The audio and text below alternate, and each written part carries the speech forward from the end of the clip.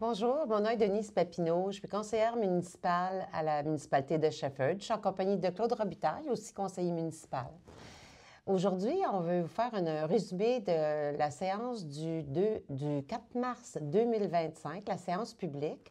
En l'absence du maire, Claude a l'a remplacé comme maire suppléant et nous voulons faire un résumé. Si vous voulez plus d'informations, vous pouvez aussi aller sur le site de la municipalité sous l'onglet Municipalité procès-verbal.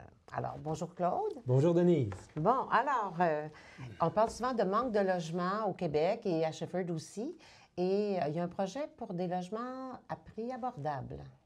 Effectivement, les maisons usinées Rémillard nous présente un projet fort intéressant. Il s'agit de développer la rue Guylaine et le prolongement de la rue Sylvie dans le rond-point. 23 nouvelles constructions seront ajoutées sur la rue Guylaine et 6 sur la rue Sylvie. Le secteur est déjà desservi par les services d'aqueduc et d'égout. C'est le contracteur qui assume le coût des travaux et à la fin des travaux, la rue sera remise à la municipalité pour une somme de 1 $. Et pour la surveillance de chantier, comment ça fonctionne? La surveillance doit être réalisée par un ingénieur.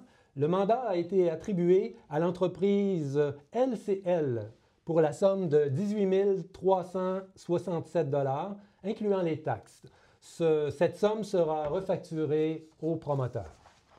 Et puis, côté sécurité incendie, il y a un nouveau schéma de couverture de risque au niveau de la MRC.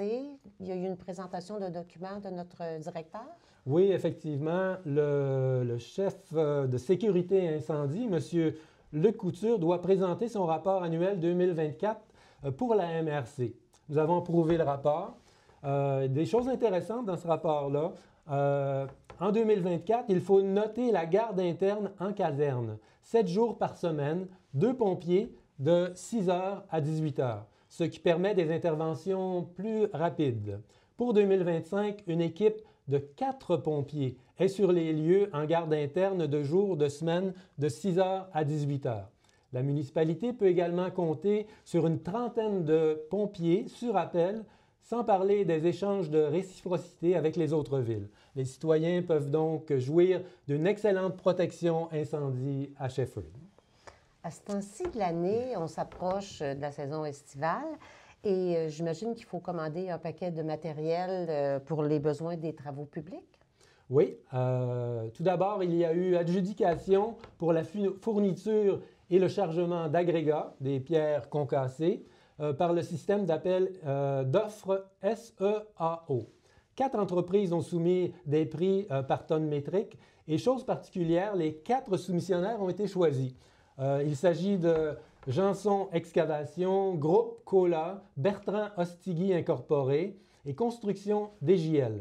Généralement, la municipalité se doit de choisir le plus bas soumissionnaire conforme. Mais dans ce cas-ci, comme le prix est déterminé selon le prix unitaire, la tonne métrique et le transport entre le chantier et la balance du soumissionnaire, le plus bas soumissionnaire peut changer à chaque livraison.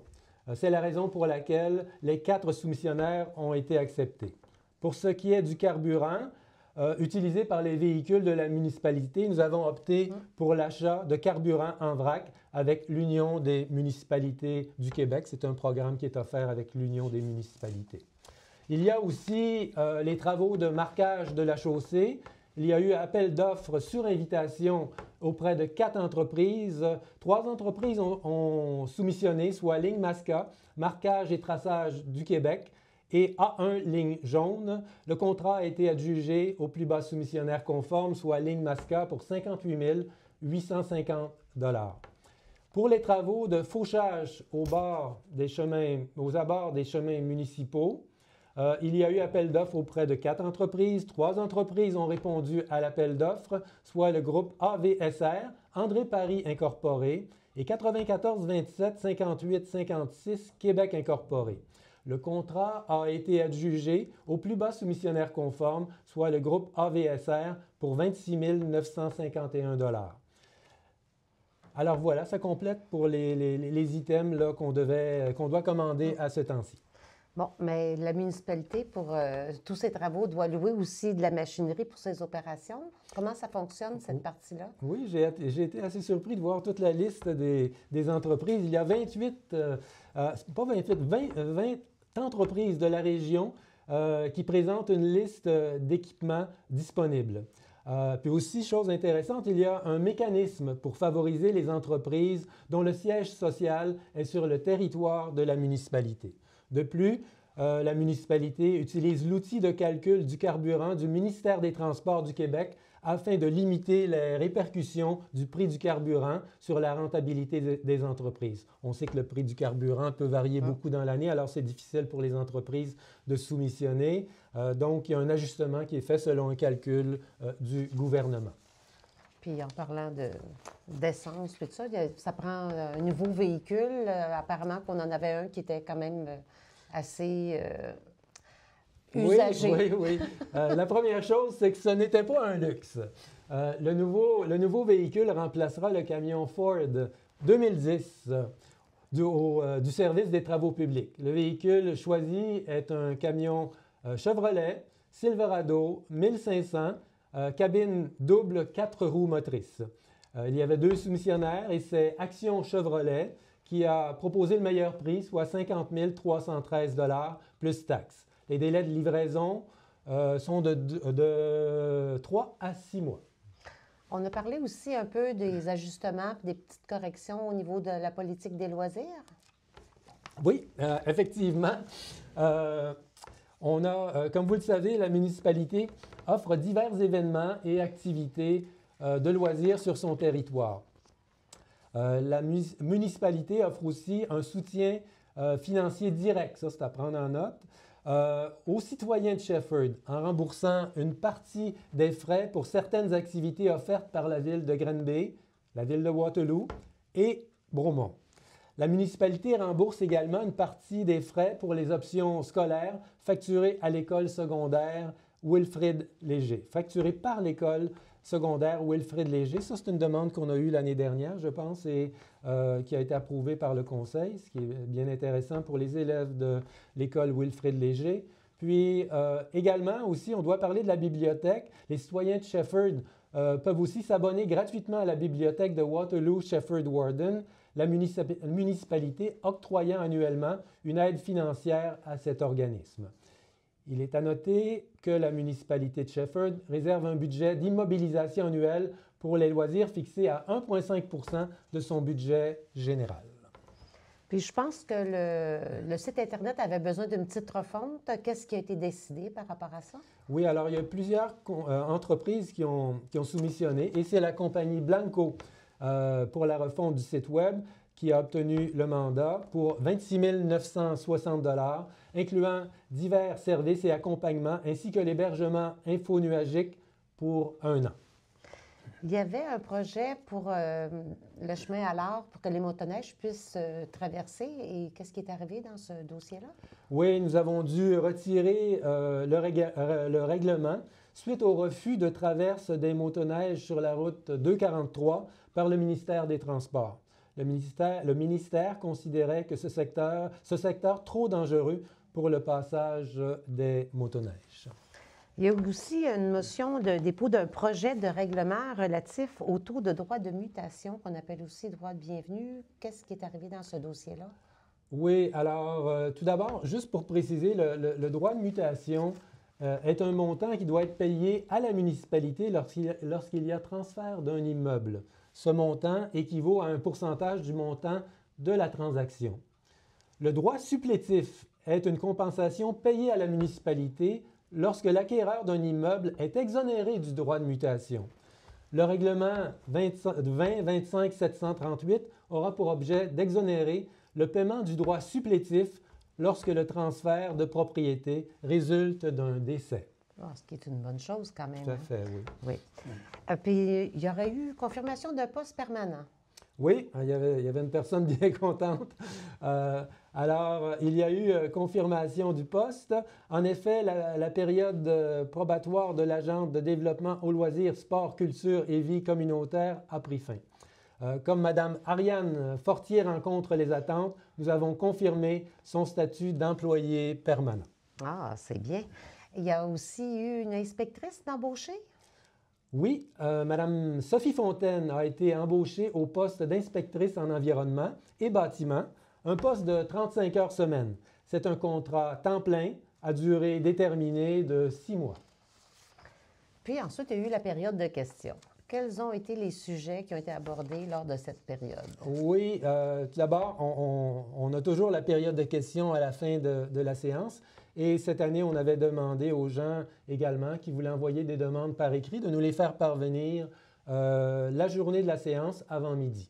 Alors, ce qu'on a fait, c'est qu'on a répondu aux questions sur place et par la suite, on a terminé la séance avec les questions par écrit.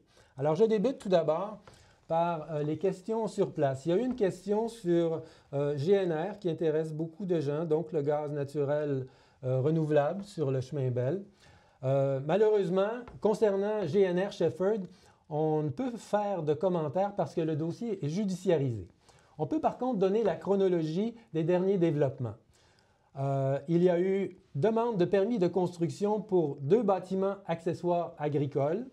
Le premier pour la construction d'un bâtiment accessoire agricole pour l'activité de biométhanisation et le second pour la construction d'un bâtiment accessoire agricole poste d'injection de gaz naturel dans le réseau Énergir.